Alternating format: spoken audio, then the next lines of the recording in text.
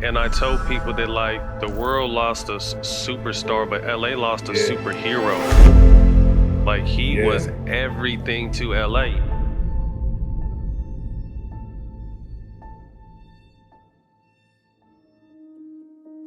The first game I played against Kobe. The very first time I played against him. The first time ever actually playing against him.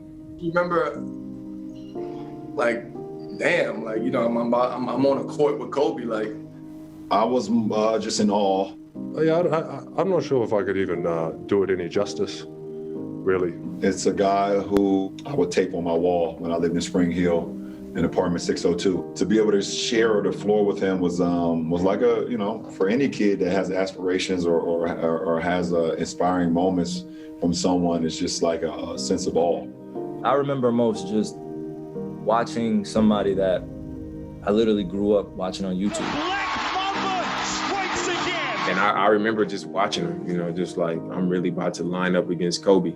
I remember lining up the jump ball against Andrew Bynum and looking over and seeing, you know, Kobe. And that's when it was surreal for me. That's when I realized I was really a part of the NBA. I think the thing that stood out most to me about playing Kobe that first time was his pregame warm-up. Why is he working out at 4 o'clock and it's a 7:30 game? By the time I finished watching his workout, I had like missed my lift, my treatment time. You know, as a young guy, you get the early slots, and once you miss it, it's over.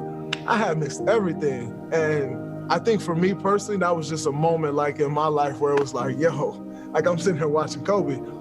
Nothing else really mattered to me at that point. I didn't have a personal relationship with him, but you know how killers respect killers. You know what I mean? And that's what it was. He knew who I was, I know who he is. He gave me that push, I gave it to him. I love the stories that people give me that were teammates, that were friends. I love the stories. I wouldn't say it bothered me, but I wish I could have had a better relationship with him as far as how great other people said he was. I want that energy around me. He really admired you, bro. Yeah, he was the ultimate. He was the ultimate competitive man. Like, you lucky Allen Iverson not 6'8". 6'6", that's what he always That's what that man said, man. You lucky Allen Iverson. When I heard that, it made me feel so good because the respect that he gave me, it was like, he know. My rookie year, we played against them in the playoffs. And I was just trying my best. I was just talking smack. I was just in his ear. He wasn't fazed by it. At the Forum, my rookie year, we played against them, and I got switched on to him in an ISO situation. I'm, scrawny, 170-pound rookie coming in, and the look he gave me was so damn disrespectful. It was crazy. He hissed like an actual snake. You know, whenever he wanted the ball, he would make a hissing sound. And it threw me all the way off. Like, I didn't know that was a thing. He was just testing me. Like, he was just testing to see what I was made of. He was testing to see what type of mentality I had. And he was just testing me to see, who I was as a person and what I stood for. I guess I wanted to gain his respect so much at that moment. Last year was the hardest year of my life. I'm 49 years old and I've had a couple of deaths. Grandmother, father, but when my baby sister died, that hit me. So I already got insomnia anyway, so that just made it times 10. And then one day I'm downstairs working out with my youngest son, Shakir, and one of my other sons comes in the gym and he's crying. And I'm trying to pre-figure out what he's crying. When I say crying, I'm talking about tears everywhere. So I'm like, my mom okay? Your mom okay? And then I see the Kobe thing. So now I'm like, it gotta be a hoax, because I was watching the game when Bryant passed him up. Probably just somebody messing around on the internet. And then the calls just kept coming in. And then you go watch TV, and it just hit. It put me in a I shoulda mode. Mm-hmm. I should have spent more time with my sister. Mm-hmm. I should have reached out to young fella. I should have just called to just check on him. I should have. And, things like that you can never get back. Right. Somebody did a picture, I hope y'all find this picture, of an old Shaq and an old Kobe. That's how I would have liked it to been. we would always compete with each other, and we was able to win 3 out of 4. And we did the Laker interview, and we talked, we had a good time. Last time I saw him was when he announced he was gonna be playing the last game, TNT. Flew down, and I did what I always did, even when he was a youngster. Hey man, I need you to get 50 today. And what'd he do? Went out and got 60. That was probably the last time I saw him, but I should've reached out. I should've got in his DM. I just should've. So now I'm just trying to reach out more to people that I know, people that I love, people that I care about. But it's been a hard year. So my advice to everybody out there, if you want to get something done, you want to call somebody, you want to say something to somebody, just do it. Doesn't matter if you have past differences, past beef. If you got respect for that person, you love them, and you just ain't talked to them for a while, did it. And he was just stone-faced, straight killer mode the whole game. It's down to 7. Starting to make his move for the win. He got the lead for him. You know, I think I'm a pretty, physical defender and all that stuff, and I'm a young pup. And I could tell you he beat the living out of me without even having the ball. I always tell the story. I got a switch on Kobe. He was posting me up. I blocked his shot, and the ball bounced the half court, and I went running after it full speed. It was a big moment for me because I could brag to my friends that I blocked Kobe Bryant's shot. He got the ball back and shot a 3, and he said, the play continues, young fella. He says, John Wall, get this one. The very first time was actually here in LA. It was my assignment to guard Kobe.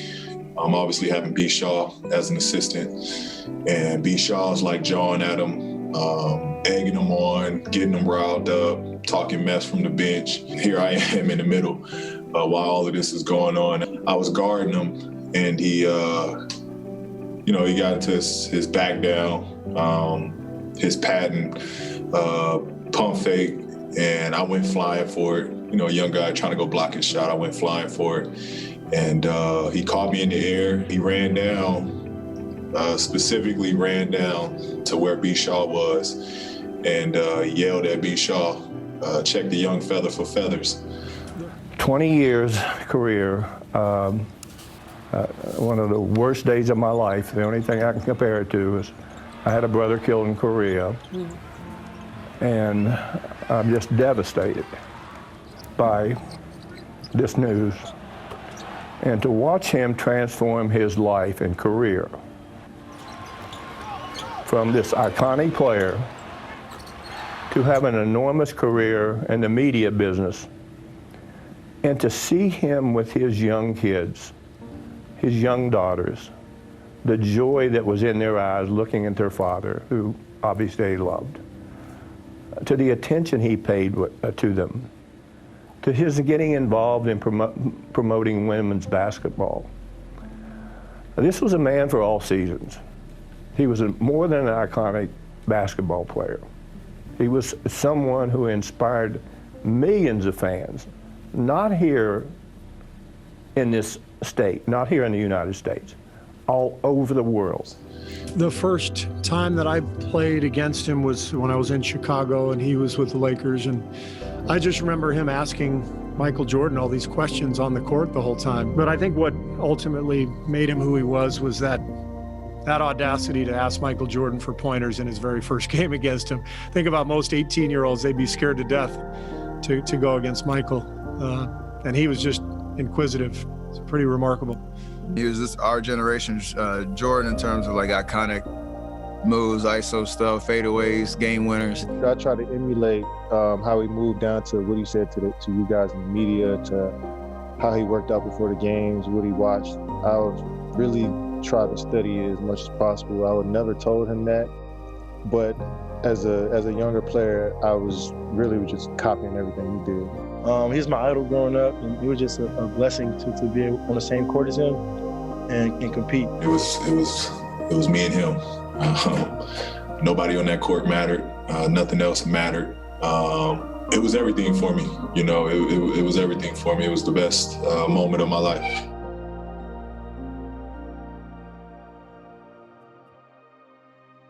The Lakers were playing the Celtics 2008, and I was 28, so I was kind of in my prime. I always wanted a title, so I wanted to see how it feels to get to the championship. And then after the game, they get blown out. Celtics is celebrating, and I go into the locker room. And at this point, I kind of wanted to leave. I was driving back to New York City. Phil said he's in the back, and then Byron Shaw says he's in the shower. And then I go in the shower and I tap him. And he's like, you know, hot water, taking a shower. And he's mad because he just lost the finals.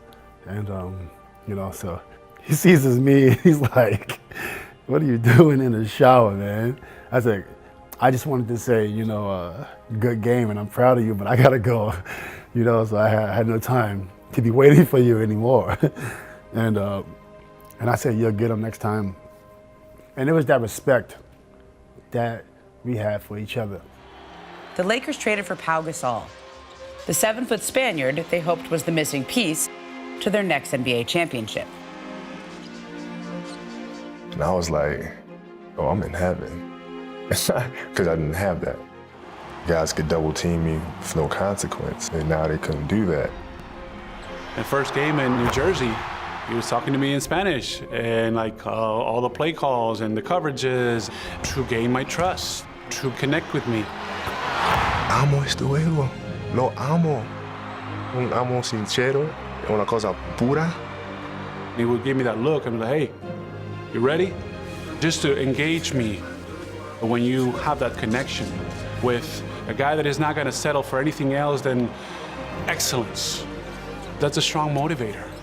He was very demanding because he expected everyone to put in the same effort as he was, and that was unrealistic. Bryant for three, puts it in! In their 6 seasons together in LA, Kobe and Pau built an undeniable chemistry. Dish to Gasol, lefty layup, good! We did that perfectly. You're not behind me, you're not in front of me. You're right there parallel with me. The Lakers repeat back-to-back titles. He's the big brother that I never had. He had a very kind side, a very loving side. And I think that's something that I influenced him to in a way. I said it's okay to be normal, to be vulnerable or soft at times. He was trying to be the best father in the world. He embraced his daughters. That kindness, that softness, the love from a dad to a daughter. I still didn't want to believe it. You still thought that Kobe could have gotten out of that accident by his own feet. You know, he was that invincible. We wanted to be close to Vanessa and the kids, being there for them as much as possible. Pau sent flowers for Kobe and Vanessa's 19th wedding anniversary in April, and a cake for Gianna's birthday in May.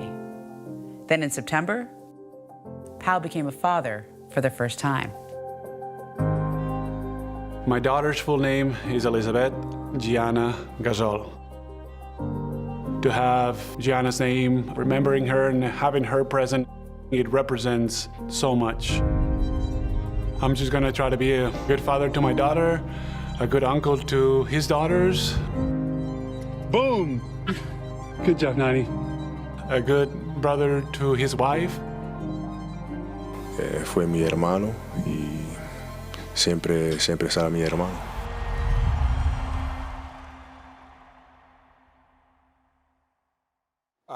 It's been tough, right? And I'm not a person that's typically short for words, but when you know, my parents are from Philly, and growing up, they enjoyed watching him, and then my kids who are addicted to basketball even at 5. And when you see a 5-year-old not fully processing what's going on, up into a 70-year-old not processing, and that's the reach that he had. People grew up watching him. People loved him in so many different ways. And so to have this and to see the impact of, you know, his daughter and all the other families, there were, you know, entire families, mom and dad and daughter lost in the crash. And there's so many kids and so many people affected. It's hard to understand what's going on right now. Now it took me some time to even really accept it. Like I would call his phone, I would be calling his phone like weeks after it happened, just text him, He was a special dude to me, just beyond basketball. This is his thought process. He was an extreme leader. He led in a different way. People talk about the incredible basketball player he was, but what about the father, man? Right? I mean, he was just getting started, man. Fucking dude won the Oscar. His will. Like when I first heard about that plane going down, I was like joking to myself, that motherfucker jumped out of that shit and landed on his feet. You know what I'm saying? Like, he all right. I just couldn't even see him. But then I know the man. I know if he was awake and the plane was going down, I know he was the one telling everybody, just we're gonna be all right. You know what I'm saying? Just trying to be there for everybody. I don't know, it's hard for me to see somebody I love so much kind of go like that too. I went back and forth like all day yesterday. Like I said, that caption is real, like I sat there and somebody will break the news that it wasn't Kobe, or like Kobe's gonna post it. I kept checking his Instagram, like he's gonna post an Instagram story like, hey, that was a false alarm. And like I laid on my couch. Every channel I turned the TV on, like it's all about Kobe, all about Kobe. And I just laid on the couch and just laid there and fell asleep. And my kids woke me up. And I swear the TV just like blasting. So all I heard was like, Kobe, Kobe, Kobe. I just went back to sleep. Like I was gonna wake up from like this dream and like it'll be fine. And it's not. It sucks. Man, Kobe meant everything to me. Kobe was... I see you light up. Yeah, Kobe was my Michael Jordan. Right. Kobe was, like I said, my family's from Inglewood. So I was brainwashed into being a Laker fan. So in '96, I was 7 years old. And knowing who Kobe was, getting drafted, Shaq just came over. Like, that was my childhood, He was everything to my life, not just hoop. I wanted to be him. I knew I wasn't just because I wasn't going to be 6'6". I wasn't going to be as big as him, but he inspired me in so many different ways. And then when I was able to, reach that level of, one of the top guys in the NBA, I was able to build a relationship with Kobe. And it wasn't just no hoop relationship. It was an everyday, lifestyle relationship in terms of if I was going through something, I can hit him and he was hitting me right back. And, he meant everything to me. When I was able to build that friendship with him, it was crazy checking my phone and seeing a text from Kobe. Right. Like, it didn't make no sense because, I looked up to him for so long. So, when I got signed with the Pelicans and they were giving me jersey options and 24 was there, it was no brainer. Like, I wanted to do my part into paying some type of homage to my favorite player to ever play the game. I tell people I didn't appreciate Kobe as much as I should have. I was a Michael Jordan guy. So I was always caught up in the back and forth riffs to where I didn't even realize how much I loved and enjoyed watching that man play or being able to compete against him until like a week after the news, to where it was like, it really started hitting me like, nah, G, like, he left it all out there. Like, he just went as hard as he could the whole time. Like, you get what I'm saying? Like, at least he got to leave it all on the floor. You get what I'm saying? Like, he really left it all on the floor and then started being a complete 100% dad all the time, always around them daughters. And it's just like beautiful to think on that.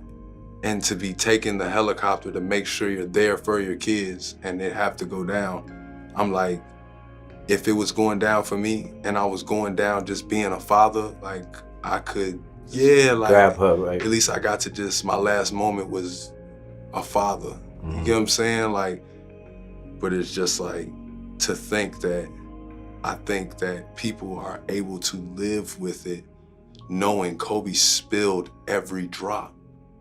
And he's now inspiring people to, every day you live this, you better spill every drop you got every day. You know what I'm saying? Like, every day. Like, Kobe left us with a lot. Initially hearing the news and still not believing it, and talking to old teammates and my fellow players amongst the league and former players is just something that it's hard to grasp right now. And it's just like, I think right now the guys, we are all using each other to just trying to get through these moments. You have to have a great support group. It's like me and Kevin Garnett talk every day. People don't know, but Kobe went to him when he first came out of high school because Kevin was the first one to initially do it in the new era. Yep. And they developed a relationship. So, they were like brothers. And he was the first call I got that morning. And, he was crying and couldn't really process it. And so, we talk every day to try to get through these moments. We use each other as blankets. And, I don't know if it'll ever end. But, this is definitely a black mark on the game of basketball. On the other people who are involved in the crash, on life. And it brought realization to life for me. And I'll tell you one thing, it's changed me in a number of ways with relationships I have around the NBA, around family, around friends. And I've lost family members within the last 6 months, but this one was just different. This one was different. I even told my mom, I never had a relationship with my father. This prompted me to ask my mom if she can make that happen. And I don't know, it's just different. I mean, that's the influence he's had.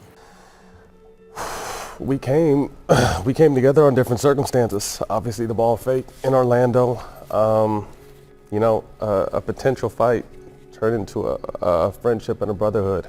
And he was the first person to call me free agency in 2010, and asked if I wanted to be a Laker. And I said, hell yeah, I've been a Laker fan my whole life. So from there, it wasn't so much about Kobe on the court. It was what we developed off the court. We were both going through some personal stuff at the time, and we hung out a lot, and we talked a lot about kids, about life, about what's next. And he was just always so enamored with my twins. I would always have him around, and he would go out of his way to hug them, talk to them, give them shoes. I think the first pair of shoes he gave them when they were like 3 years old, and they didn't want to take those things off. This is I surprised the boys for their 10th birthday. We drove out to Orange County, and Kobe gave them a private workout and beat them down. Had one of them crying. That's how Kobe. He was, it was relentless no on the kids it too. Was no slack. You know my what I mean? gosh. And they had to run 17s at the end, and the first one to finish got to stop, and Isaiah lost. And Isaiah kept losing, so Kobe gave Carter, his brother, a chance to make a left-handed shot to erase the rest of Isaiah's running, and Carter made it. And he went and hugged his brother, and then Kobe went and hugged both of them, and it was just like, this dude's unbelievable. Amazing, yeah. When was the moment then? Was it the first practice, or when was it when you realized, oh, I get it, why he's getting all this publicity? Because you maybe played more than him his rookie year, eh? Yeah. Yeah. Which is crazy to say. Somebody didn't know what they were doing. I'm not sure. For me, what solidified and cemented where he, I think, will rest now, honestly, was in practice almost every day. Some of the plays that he was able to complete and make in practice, the dunks, the multiple moves, the footwork, I knew he was special right away, and I never judged how determined he was to stay on his path, even though other people couldn't quite see it. I think that's why our relationship, although it was never always perfect, we never always agreed, but I think he realized that I never judged how he went about being who he was. You described Gigi as beautiful and feisty. We all knew her dad as a player, but what about Gigi? Man. Hard for you because you're a dad. It's crazy because I've been good because I don't think about it a lot. And for me, it's still not real. Mm-hmm. So just seeing that connection and knowing how important his family was to him, all his girls, Vanessa, it's still tough for me to comprehend. to understand. But when Kobe found out he was having his baby girl, you know, I remember I saw him, I was like, man, another girl, another girl. I was like, you know what that means? Got to keep going till you get a boy. You got to keep going. And we used to joke about that all the time. And he used to just tell you, you know what I mean, like, wait till you see Gigi, wait till you see it. And it's no connection like that. I talked to some of my friends, and, you know, you can have 5 kids, 6 kids, 2 kids, whatever. There's always, you know, one of your kids that is just different. Yeah. Just different. They gravitate to you differently. My son is probably that way with me as my daughter is to my wife. And I just always smiled. If Cole was at a game, NBA game, she was right there, you know what I mean? And there's no greater feeling. The summer of '96, we had hopes that we could possibly acquire a major free agent. And in the process, our prized possession was going to be Shaquille O'Neal if we had an opportunity to persuade him to come to Los Angeles. And at that point in time, there was a lockout. You really couldn't communicate, and finally we were able to communicate with people. But we had the draft before, and there was a player that, by the name of Kobe Bryant, that was a high school kid whose kid won the state championship. And then to have a chance to visit with him in person. He was here in Los Angeles. So we invited him to a workout with 4 players that were draft eligible, that were attractive prospects. And getting there and watching this kid with this perpetual smile, this incredible boundless energy, and his desire to, frankly, show everyone he was the best player there. Probably took 10 minutes to see he was far superior to these guys, who a couple of them got drafted in the first round. There's another opportunity, he came back and he wanted to work out with us again. And Michael Cooper, who was one of the great defenders in the league during his time, we asked him to come over and participate in this workout. And Michael came there, and after about 10 minutes, I said, Michael, you're an old man. You don't need to do this anymore. But we just stopped the workout. It was just ridiculous of how he conducted himself. More importantly, how he was just a teenager who was the man, and Michael Cooper looked like the teenager. It was kind of embarrassing, to be honest with you. But it didn't take long to see the talent, but also to see the enthusiasm he had for the game, his knowledge and thirst to get better, to learn more. And I think all of us have aspirations when we draft players and put players in a position that they're going to be great. And to watch him grow, to watch what he became in this city, the legacy he established when he left. A singular word, I heard somebody say this yesterday, Kobe, will resonate in the city of Los Angeles forever.